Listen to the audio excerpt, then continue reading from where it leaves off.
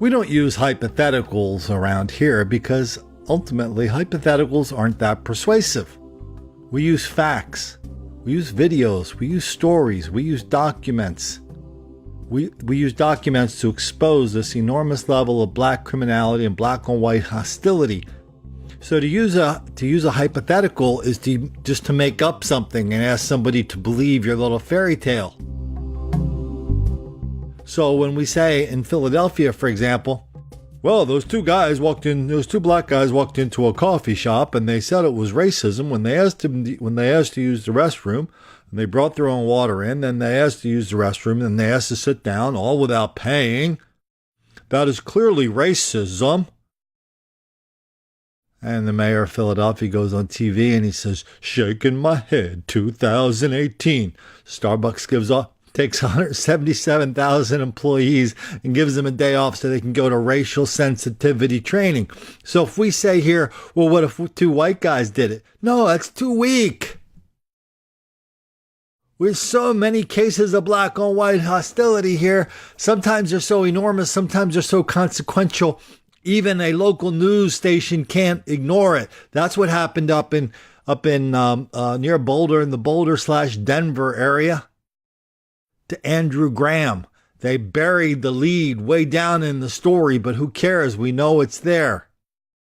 5 black people got off of a light rail, a subway, whatever you're calling them in Denver these days. 5 black people followed this kid, Andrew Graham, a student at the University of Colorado. They robbed him and killed him. And in the court documents, they said the reason they did it is because he was white. This is a strange story. Not just strange for they had to admit it, not just that it was a black on white thing, not just strange because it's taken so long, but it's all the weird legal machinations. I don't know what's going on with this story, but let's give it a go. Renewed hopes for justice as investigators get closer to solving a 9-year-old murder. 23-year-old Andrew Graham was shot to death in his neighborhood in Centennial as he walked home from the light rail. No one was ever arrested or charged until now. CBS 4 investigator Brian Moss breaking the story live tonight from the light rail stop at I-25 and County Line Road. Brian? And Jim, as you probably remember, Andrew Graham was walking home from this light rail station in 2009 when he was murdered. We've gotten word tonight that a grand jury actually indicted 4 people in this case, and they were arrested nearly a year and a half ago. But with a gag order in place and the case legally sealed, word never got out about this major break until now. Jailed in connection with Graham's murder are Clarissa Lockhart, Alan Ford, Kendall Austin, and Joseph Martin. They were charged with felony murder, along with conspiracy and racketeering charges for the 2009 death of Andrew Graham. It won't bring my son back, but maybe there'll be a measure of justice for him. Graham's mother has always believed her son's killer or killers would be brought to justice, and to her these indictments are a step in that direction. I'm glad that they will be held accountable, at least in some small measure, for what they've done. According to court documents obtained by CBS 4, an Arapahoe County grand jury indicted these 4 for the Graham murder in January of 2017. They were arrested within days and have been in jail ever since, charged with being connected to the homicide. But it was a closely held secret. Was it hard not to tell anybody for a year? No, because I understood the plan. These same documents say a 5th person, the actual gunman, identified as Terrell Jones, has not yet been arrested or charged. Police always suspected these 5 of being involved in Graham's death, but there was never enough evidence to make any arrests. In fact, in 2011, the previous DA in Arapahoe County convened a grand jury, but they concluded there was not enough evidence to file charges. However, a new DA met a new grand jury, and this time, a different result. DA George Brockler is not talking about the indictments or what led to them, citing this gag order, which went into effect just after the arrests. But Graham's mother credits Brockler and his staff with pushing the case and not letting it languish. Just a little bit numb, not fully believing it was actually going to happen. Finally, there's some movement. Finally, someone cared enough to take it that extra mile. As CBS 4 has previously reported, investigators have long believed gang members targeted Graham because he was white and might have money. It's going to take time, and it has to be done right because we only get one shot.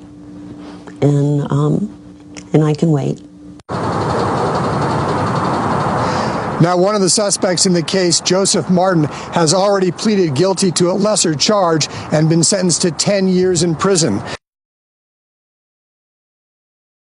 He is a brave little girl in New Hampshire, a 9-year-old who ran after the robber who stole her great-grandmother's purse. That thief grabbed the purse right out of the 83-year-old's hands in her driveway. And as Julie McDonald reports from Manchester, that's when her great-granddaughter jumped into action. It all happened so fast and would be shocking for anyone, but this little girl didn't miss a beat. Every time I go down an alley, I'm looking behind myself. I'm like, it up a notch. So in this commercial, Feel a little nervous. yeah, because that person ran down the alley, so. 9-year-old Kylene is feeling a little uneasy, and she has every right to be. Monday afternoon, she and her great-grandmother were robbed.